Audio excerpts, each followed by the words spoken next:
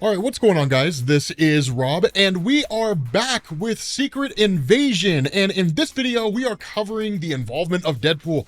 Now, Deadpool is going to prove to be probably the most important person in the entirety of Secret Invasions. This is the reason why we're covering the tie-ins. Plus, it's Deadpool. It's a little weird, because I'm not sure everybody on my channel is a fan of Deadpool, but the thing about this is that this basically picks up with the Skrulls launching their invasion of Earth. Now, remember, when it comes to Secret Invasion, the campaign of the Skrulls was launched in two fronts. The first one was basically duplicating superheroes and then sending them to Earth, and sending the superhero community into a state of disarray, because you basically have like Iron Man fighting Iron Man, or Luke Cage fighting Luke Cage, and the superheroes themselves are kind of asking each other, are you a Skrull? Are you not a Skrull? And so it creates distrust among the superhero community, which is already fractured in the aftermath of Civil War. And so that fracture begins to go even deeper. The other part of this was just a traditional invasion, right? Aliens arriving on Earth and just attacking people. And so that's really what kind of goes on here. They arrive at a baseball game, and of course you've got the mascot kind of walking around doing mascot stuff. Now, the thing about this is it is a Deadpool comic. It's not going to be serious. It's going to be comedic. Just the nature of things. And so in fact, when they show up here, they talk about the nature of like the spirit of competition that people have. And so it's one of those things where they're like, it's kind of ironic that this race of human beings that's trying to find some measure of peace constantly engages in competitive attitudes, which basically have their entire basis in warlike tendencies. So literally the human race is leaning into its wartime or its warlike mentality while trying to avoid its warlike mentality at the same time. But the funny thing about this is they basically have like this mascot, right? So literally they analyze everybody here and they're like, okay, so basically like they're all humans except for that guy. Now, the Skrulls don't know what mascots are. They have no idea that it's basically a human being running around inside of an animal costume and trying to hype up a crowd, which sometimes it works and sometimes it doesn't. But once they analyze this mascot, they realize that it's armed and it's wearing body armor. And outside of basically any sporting event in the south side of Chicago, why in the world would a mascot need to be armed and wear body armor, right? Like a Kevlar suit. So they end up firing on it, and literally like nothing happens, but the mascot just like it looks like it's dead, right? It looks like it's like totally taken out, but then like it immediately pops up and it's Deadpool with bullet holes and everything, and just opens fire on these guys with advanced weaponry. Now, the funny thing here is at that point they're like, okay, obviously this guy's like some kind of an issue. We got to deal with this guy, right? We'll take him out. But they don't really see him as being like overly important, right? And that's one of the funny things is Deadpool's usually one of those guys where he's underestimated by people who don't know who he is. But the funny thing is, like, as they're monitoring this whole thing, they're sending down troops, right, to basically take care of what's, you know, those individual people who were there to take care of Deadpool. But he's just tearing them to pieces. One, because of his advanced healing factor, right, so he can basically heal from pretty much anything.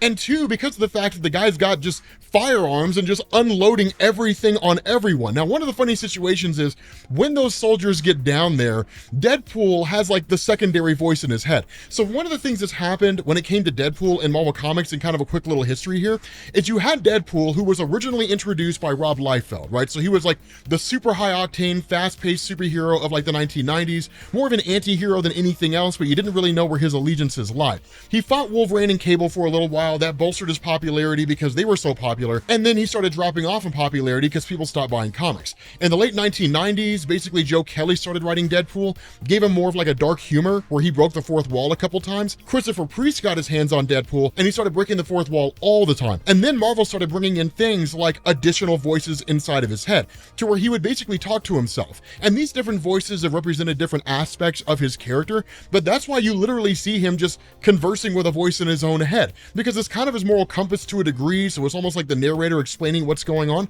But the thing about this is that as he's in this situation and he's facing off against these Skrulls, as insane as it is, he basically starts seeing these Skrulls in a way where they're like, oh my god, is that Deadpool? Holy cow, Deadpool, we love you, man. Can we get your autograph? And that's when he's like, I'm hallucinating again, aren't I? And the voice in his head's like, yeah, basically, because like they're shooting at him. And so he just starts attacking all these guys, just starts pummeling them. And so because of the fact that he's just demolishing all these Skrull forces, they do the only thing they can do, right? Because at this point, their commander's just kind of frustrated and he's fed up, right? He's like, okay, this guy keeps cracking jokes. He's taking out our forces. Like, come on, guys. It's one man. We're like the Skrull Empire, which has achieved interstellar travel.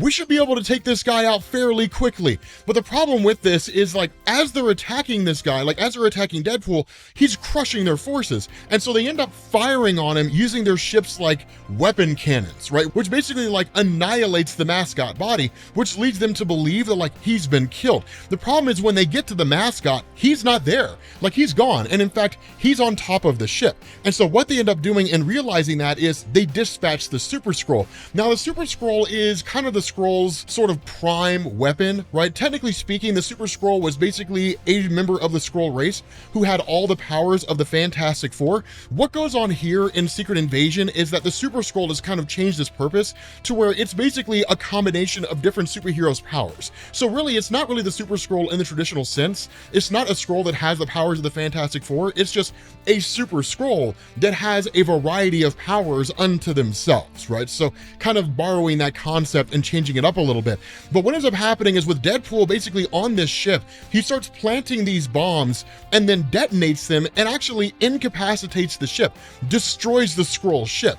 And so when that happens, the whole thing comes crashing down onto Super Skrull and basically takes him out. And so with everybody basically, you know, at least the idea of them being dead, you have Deadpool who rolls into the scene, right? And it's like, okay, he finds the commander of the Skrull army, right? That guy's basically alive. He finds the commander, he walks up on him and he's like, okay, so here's the thing, right? He's like, tell me, does your Skrull medical plan cover massive head wounds, a bullet to the dome, right? Like 2 in the dome piece. And so this guy's like, whatever, like, you know, if you expect me to beg for my life, that's not gonna happen. Like, I'm not gonna beg and plead, whatever, do your worst. And so Deadpool goes to pull the trigger and it's a fake gun, right? One of those little pop guns. It just says bang. And the guy's like, what in the world is going on here, right? And so of course the Super Skrull reemerges. He attacks Deadpool. And so he literally seizes him and he's like, did you really believe you could take on the full might of the Skrull Empire? And Deadpool's response is, no, you don't understand, right? Like, you're misinterpreting everything, right? This is all part of my plan. Now the reality is, this is not Deadpool's plan. It's somebody else's plan. Deadpool's working for another guy. And it's one of the coolest things because Deadpool's like, okay, just so you guys know, I'm not here to attack you. I was here to get your attention. I was here to show you, you need a guy like me on your side if your entire Secret Invasion event is gonna go off without a hitch. So here's the deal. Wade Wilson reporting for duty. I'm here to join your cause. I'm here to help you annihilate the entirety of the superhero community. Deadpool kills the Marvel Universe. With that being said, guys, we're gonna bring this video to an end. I know it's a short one. Thank you all for watching, and I will catch you all later. Peace.